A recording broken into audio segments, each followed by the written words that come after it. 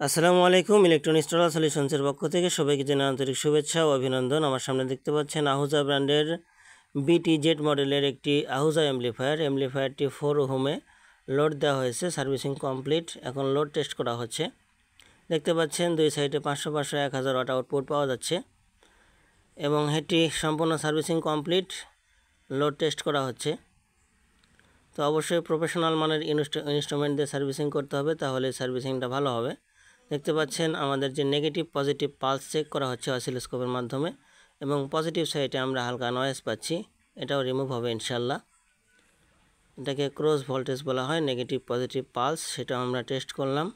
হালকা একটু নয়েজ করতেছে, সেটা আমরা রিমুভ করব। এবং আমাদের ভিডিওটি ভালো লাগলে অবশ্যই চ্যানেলটি সাবস্ক্রাইব করে দিবেন এবং আমাদের পাশে থাকবেন, সুন্দর সুন্দর কমেন্ট করবেন।